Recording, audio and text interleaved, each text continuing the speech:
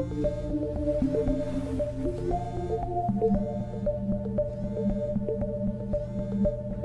interested in unlocking the value of the biomass value chain because it's such a critical element of ensuring water security in South Africa's catchments. Alien invasive plants are a really, really big problem that are costing us an awful lot in our water security at the moment. Alien vegetation biomass beneficiation can be an effective entry point to develop low-carbon economies. This can become a major value proposition for the biomass beneficiation industry. We wanted to be able to understand what are the critical things that could effectively combine this into a biomass industry value chain. I think it's an excellent way of firstly sustaining the current projects that is creating jobs, specifically in the areas that we will operate. And that is looking at the alien clearing teams that is actually clearing the aliens in the river sections, and then also creating additional jobs for preparing the wood chips, etc. Personally, I think there's a lot of potential creating these value chains and making the jobs sustainable and also economical growth, and SAB can play a part in that. So the idea is establishing a firm value chain within this space allows an opportunity to get an engagement from those who are doing the clearing of the alien vegetation all through the value chain to the point of where the biomass is actually consumed. You set up secondary revenue streams or secondary sources of useful products that could add value within your organization itself. So this way, given the fact that we're fully aware that when it comes to alien vegetation, it is a limited supply, you need to actually take into account a comprehensive mapping. Where is the biomass? Where is the local businesses and communities in existence? And to be able to do matching from that perspective. The difficulties with harvesting the biomass and to build up enough of a buffer stock of biomass so that you can provide a secure supply to some of your customers.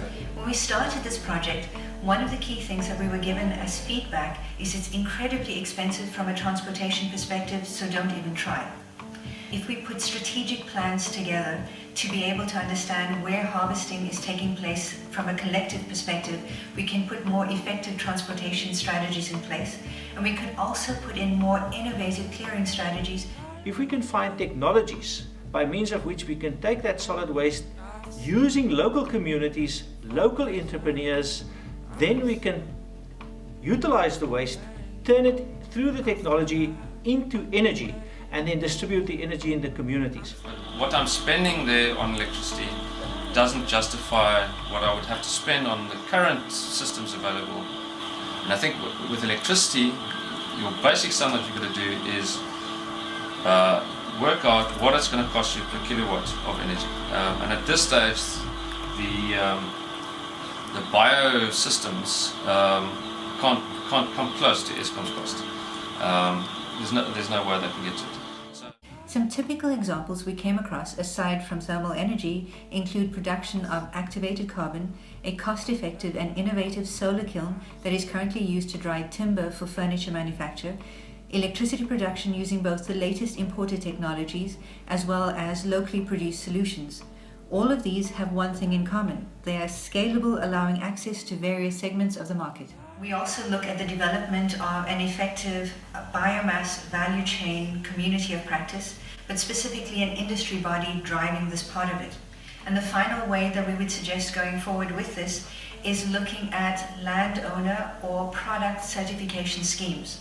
So the idea behind that is to acknowledge that products that are generated from alien vegetation harvested are having this positive environmental benefit.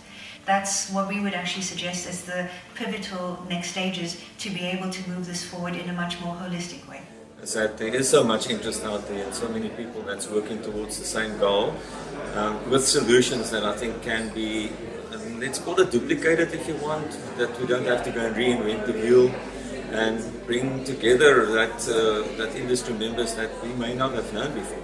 It isn't a one-dimensional approach. This is something that we want to put concerted value that would really have an impact on the local businesses and the various stakeholders involved in that.